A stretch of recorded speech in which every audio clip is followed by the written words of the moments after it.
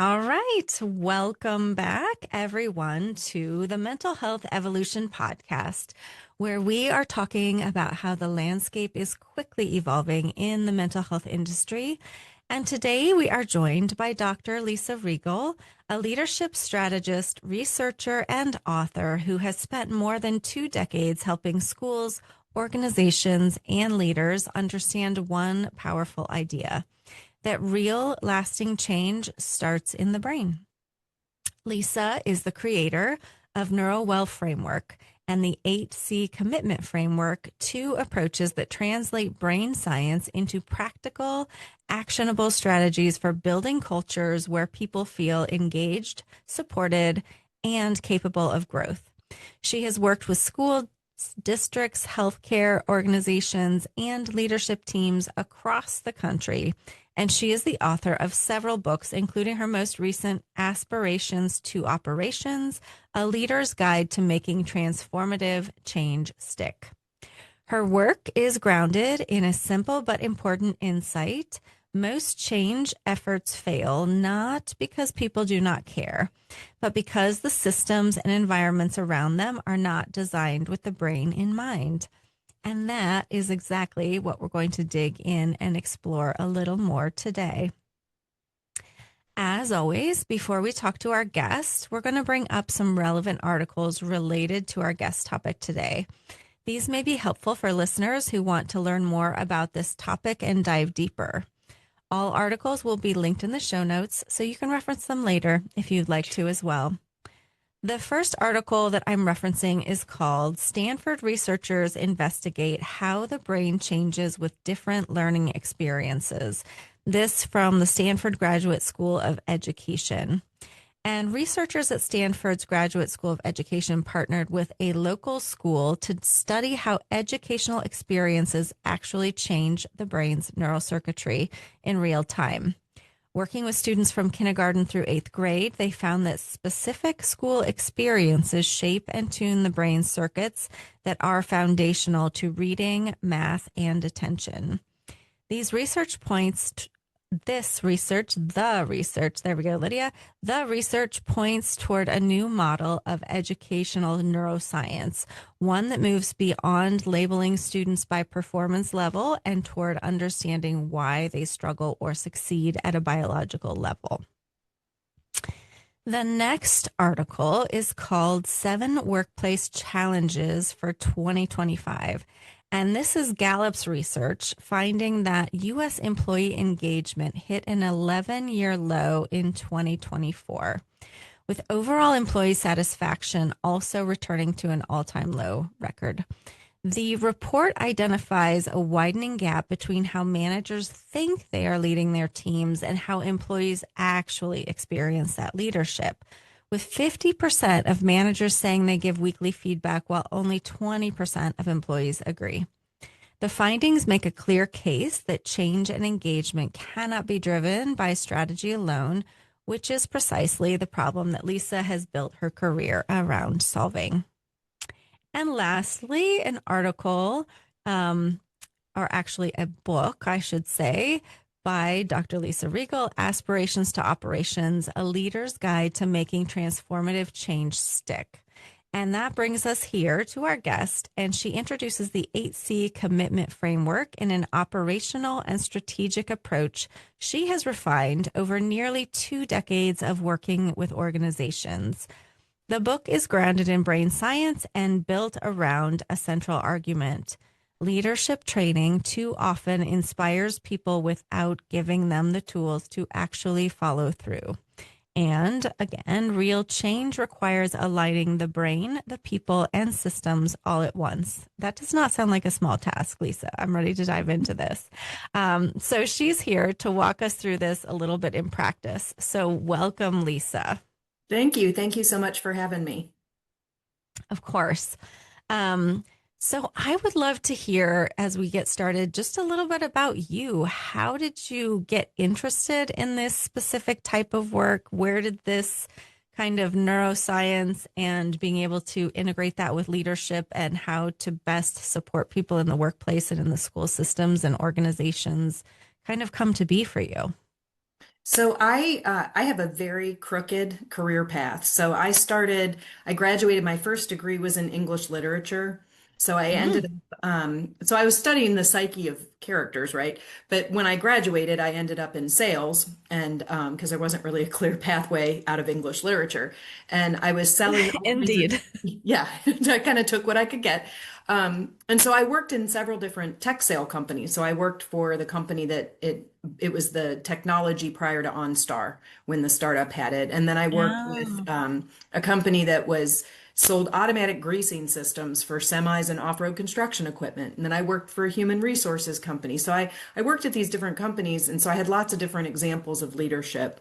Um, I was Mm. successful by all the metrics that you're supposed to use. I had money, I had a car, I had a house. I did all the things you're supposed to do, and I was miserable. And I was like, Mm. why am I not happy? And I started thinking, happiness. I always grew up in sort of the belief system of happiness and success were intertwined, and they're not. And so that was my first initial kind of foray into what's wrong with me because I'm not happy. And then looking at different leaders that supported me different ways. So I basically quit everything. I had my quarter life crisis. I quit everything, went to Florida, walked around for a couple weeks with a backpack, and just did a total reset Mm. and said, I got to start over again. I was engaged, said, I don't want to do that either. So called that off, quit my job. And I came back and I said, I want to work with kids. I want to bring people to their potential. I want to help people be happy. So I went back and got a degree in education and I taught for 9 years. And then I moved into leadership, um, had the opportunity to do my doctorate on leadership out of Ohio State, and I was really interested in the human side. I think that a lot of leadership programs, as I went through leadership programs in my master's degree and doctoral degree, and then when I was teaching those programs, were so focused on the structure and the systems, and we are not actually focused on the people. So I always talk about, Mm. policies shape change, but people make change. And so, how do we help people feel fulfilled and happy and supported in their jobs? Because when they feel a sense of belonging and they feel appreciated and they feel a sense of capacity or, efficacy, they're happier at work and they do better. And you referenced that Gallup article. I read recently 2/3 of the American workforce is burned out and it's impacting their mental health. And so disengagement in the workplace is a real problem. And I think leaders are not prepared with the knowledge and the tools that they need in order to engage that human system. And so that's become my life's work is to really help people be better leaders so that at the end of the day, the workplace is more joyful and fulfilling and more effective. Mm. I really like that. I feel like it's interesting as the mental health field has gone through a lot of changes in general. I think that this industry also experiences high levels of burnout, and it is a very people focused profession and industry, right? So that's interesting as well. But I think that some of these principles might still be really interesting to think about how it integrates with some of these systems. So I'm excited to dive into that. And I love sort of your personal interest and journey and seeing some of the through line of all of that. So let's start with this idea that real change begins in the brain. That's what you talk about. For Mhm. us as mental health industry people, that's not a strange concept at all. You don't have to argue with us or explain how that works. But tell me more about what you're talking about specifically in the brain and how you kind of break that down. Yeah, so our behavior, whether it's academic behavior or social behavior or workplace behavior, is the intersection of our biology and our context. And I love that you brought up that Stanford study because it's talking about how the context of learning is actually shaping the biology of the brain. And so when we Mm. understand that biology and context are really fueling our behavior, and that a lot of the decision making we're making is in the unconscious part of our brain. It is our biology keeping us safe, it's our biology keeping us alive. It's not actually decision making in the part of our brain that is conscious. So if we understand that when we see people behaving a certain way, we look at the problem differently and we start to say, okay, there's something in their brain that is saying this is dangerous or it's not psychologically safe or whatever it is that it may have nothing to do with what's going on in this moment, but it's how the brain is associating this moment with a pattern of moments from their past. And so, as a leader or a teacher or a parent or a friend or a spouse or anybody, when you see somebody in a state of stress, I think oftentimes we immediately jump into this is about me. And it's not about you. It's about that person's brain and how it has associated the experience in the moment with the experience in the past. And quite frankly, the way our brain forms perceptions is, we can all be at the same exact event and have a wildly different experience. And so there is no such Mm-hmm. thing as a reality, right? My reality is my perception of reality. And there's a lot of biology that's involved in taking real sensory data and perceiving it. So that biology piece is critical. And then at the end of the day, as leaders, we have ultimate control over creating and shaping a context that is safe, supportive, and proactive. I call it a NeuroWell context. And so the work that I do with leaders is really helping them to understand themselves better so that they are staying, the conscious part of their brain, that executive function is firing and they're making more conscious decisions. And then also how do they apply that brain science to the context so that they're creating this neuro well culture for their employees. Mm. Yeah. Yeah. So what have you seen as you've started to implement this in different organizations? What are some of the common reasons that people struggle? What are some of the things that help fix the mindset or the organization or the culture? So the first thing I would say, and this is the first C in that 8C framework, is culture. And what I see a lot is that companies spend a lot of time and money and resources on words. But a word salad does not make a culture, right? Culture is built off the actions, off repeated routines and the way we do things here. And I see Mm, a disconnect a lot of times between the culture as it's defined and the culture in how it's enacted. And so mm, working with the leaders to say, how do we actually live these values? What does it look like? And one of the questions I always ask leaders when I start working with them is, what do you want to see? Like, what is your desired state?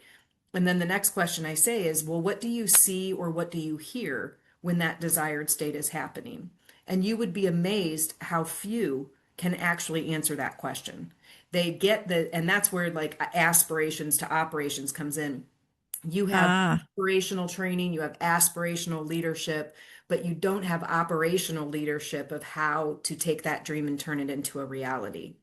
And then you think about even a lot of leaders that have gone through like MBA programs, or, those programs are about business administration. They're about the structures. They're about, KPIs. They're about profits. They're about the mhm, numbers.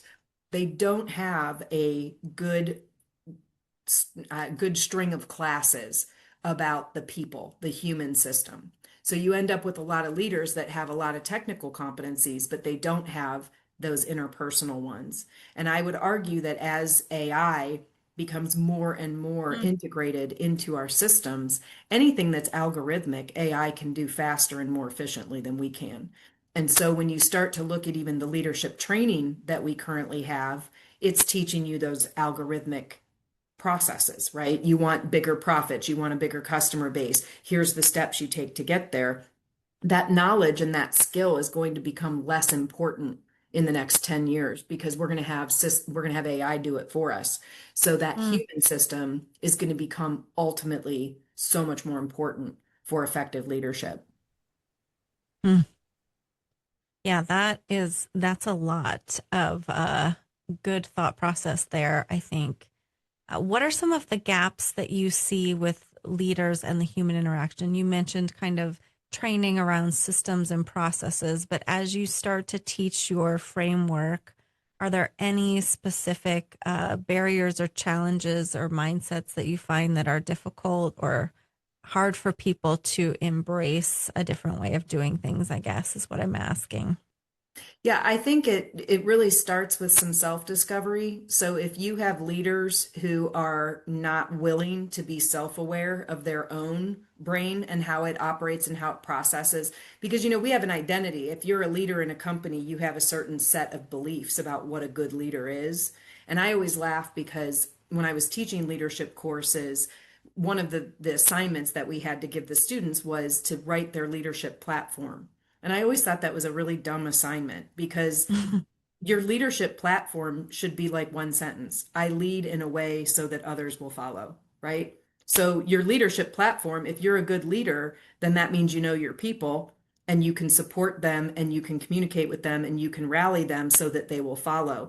It doesn't really matter what you believe. It matters what your people need. So I think that's a big barrier is if a leader has that mindset of they should just do what they're told or they're just lazy or if they're not willing to look Mhm. at their own brain and their own self-awareness of the things that they have as their biases, it's really hard to help them then grow self-awareness on their teams. So a lot of times my work starts with one-on-one. Let's get to know you as a leader. Where are your strengths, where are your weaknesses? And I ask certain questions, and I can tell pretty quickly which of the C's they're missing. So there's 8 C's. Hmm.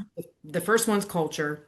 The next three are really planning C's. So it's clarity, it's that what do you see, what do you hear? It's coherence of does this fit with your values? Does it fit with the other things you're doing? Are you implementing a software system that's going to be in conflict with another one that you have? So now people are doomed to fail no matter what they do. And then there's a cadence piece. How quickly can your staff change? And then there's two engagement C's, which are collaboration and coaching.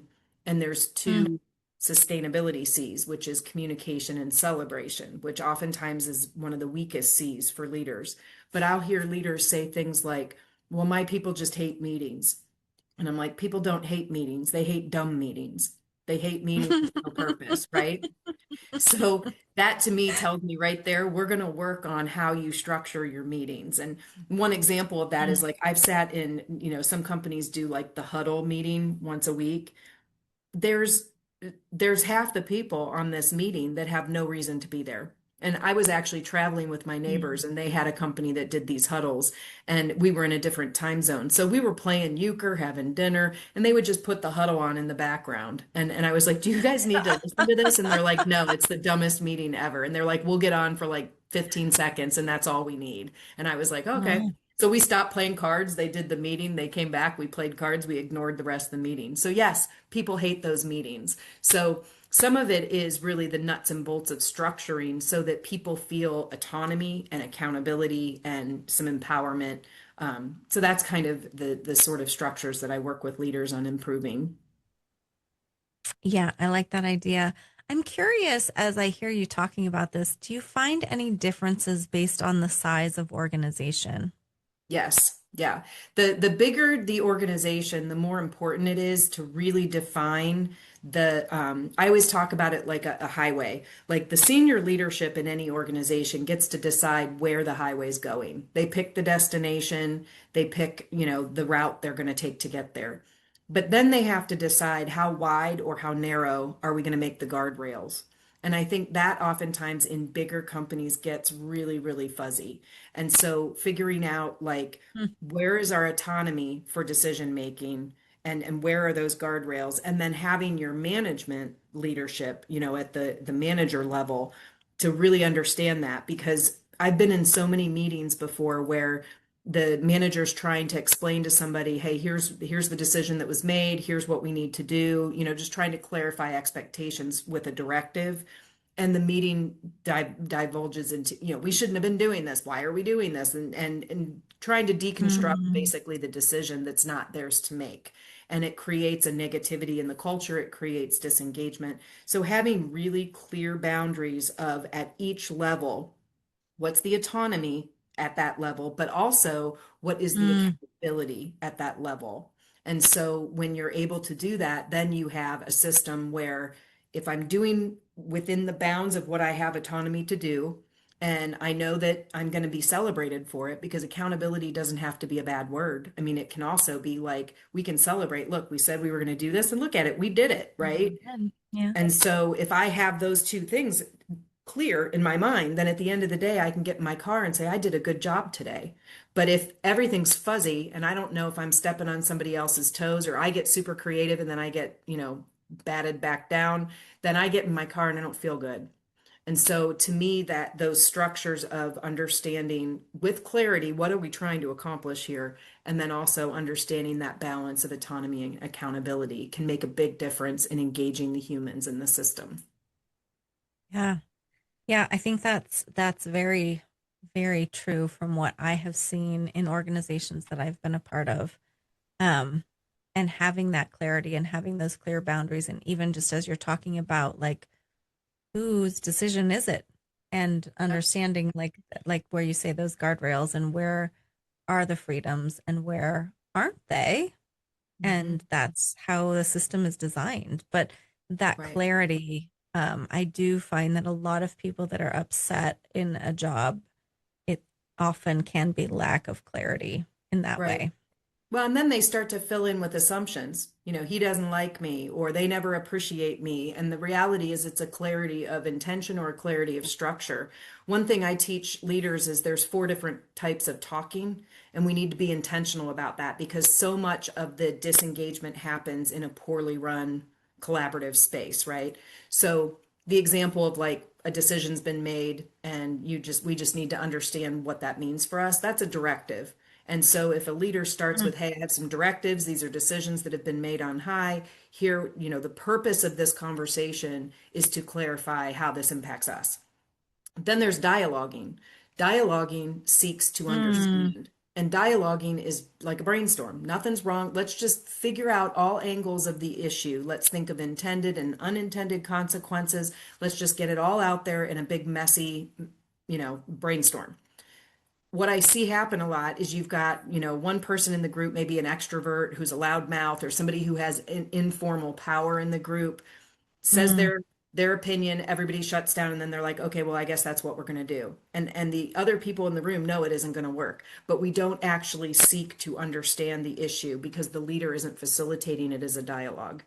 And it erodes trust in the group and erodes interpersonal relationships within the group. And then you have another type is a data analysis. And the expectation of that is to understand your gaps, to test your theory of change, mm, right? And I think a lot of times data is used as a weapon instead of a tool. And so if you have a data analysis section, and if you've clearly identified what are the adults in the system, what are we doing, right? Not if you're in a school, not the kids, or if you're in a business, not the customer or the whoever you're working with.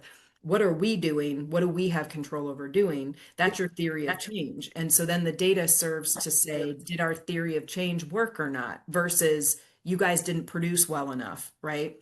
So it mm, changes the way that we consume that data. And then the last is a discussion. And the discussion is meant to decide. So to make a decision is the purpose of a discussion. So once you have a dialogue and you really understand things, you've looked at your data, you've created your theory of change, now you have a discussion to say, okay, let's clarify. What are we going to do? What does it look like? What does it sound like? How are we going to implement it? And at that point, then you go through a consensus process so that everybody there has agreed that this is what they want to do. And that doesn't mean they love every single thing about it. It means I can live with this. I'll do my part. I won't sabotage. And so mm, even just putting some of those like collaborative expectations in place by defining how we talk, you can create a space that's much more psychologically safe for your employees. And you're going to get better ideas out of them. You're going to get better productivity. You're going to get more engagement because that mm, decision-making process has occurred correctly. Where a lot of times what I see is the decision-making process, there's no understanding of where the autonomy and accountability ends. And so people have great ideas, but they're not their ideas to have. They're not at the level that's making that level of decision. So then they're honked off when that decision doesn't reflect their input, when the reality is their mm, manager should have never asked for that input. They should have started with like, here's the non-negotiables that were decided up high. Here's why they decided them this way.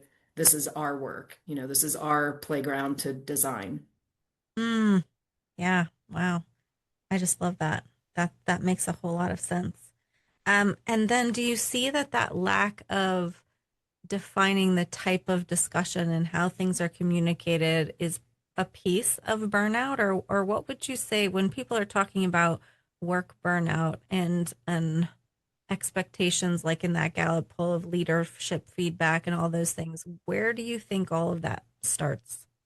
So I think it again, it plays into the different types of C's. So it can start with a culture where I don't feel like I belong. That's not an inclusive culture. So I come to work every day and, our brain, like it's like if you walk in a room and you're like, oh, these are my people, you open up and you're excited and you're ready to participate. Where if you walk in a room and you're like, ooh, these are not my people, you kind of Mm, shut down. And from a biology standpoint, your body starts to go into a little bit of a stress mode, right?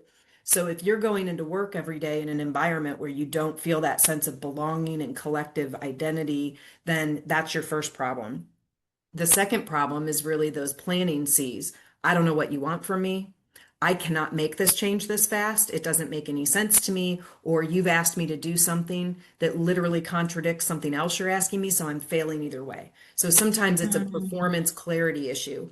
Sometimes it's a coaching and collaboration issue. My voice isn't listened to. I feel bullied by somebody else who's a louder voice or has more informal power, or the coaching that I'm receiving doesn't really support me. And I hear this all the time. We just need more support. What does that mean?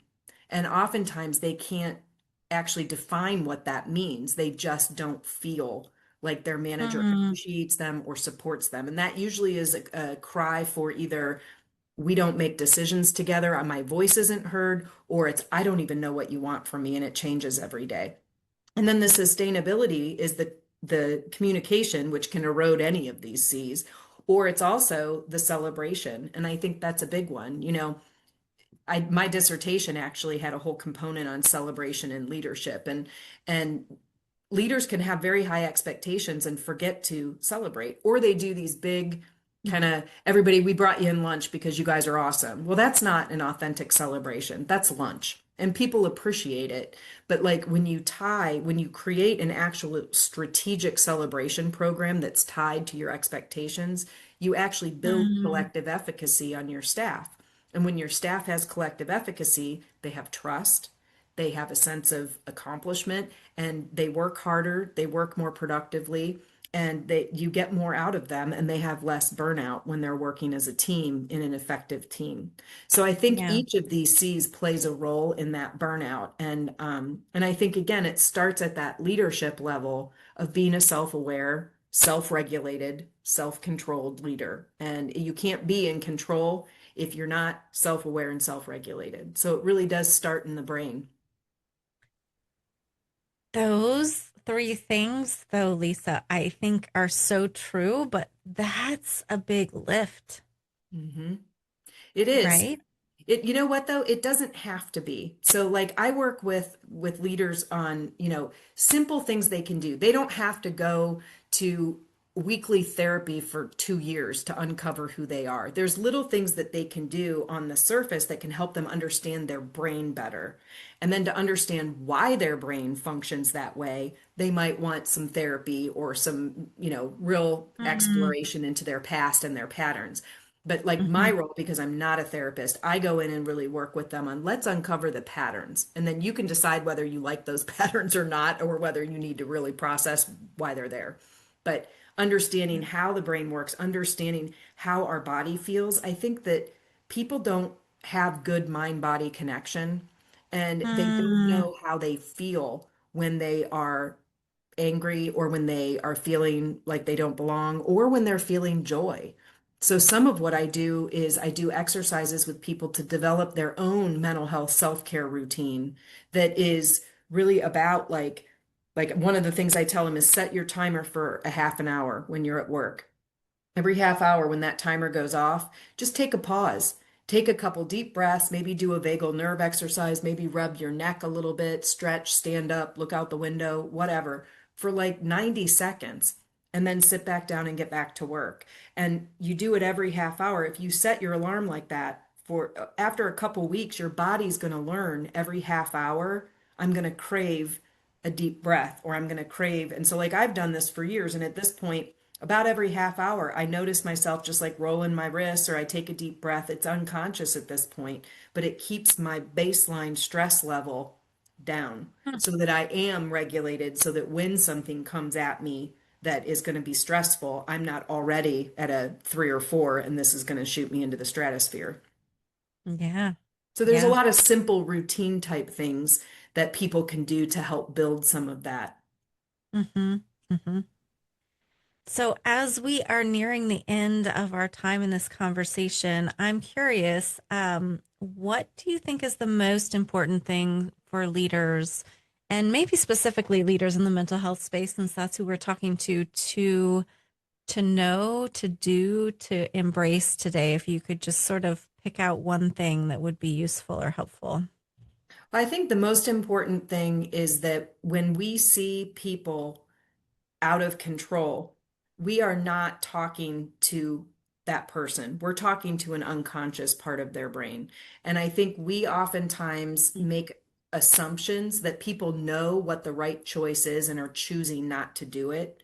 Sometimes they don't know what the right choice is. Sometimes they don't have that choice because their biology has taken over and they are in a reactionary state where they're just, the unconscious part of their brain is saying, I got to keep you alive, you're in danger.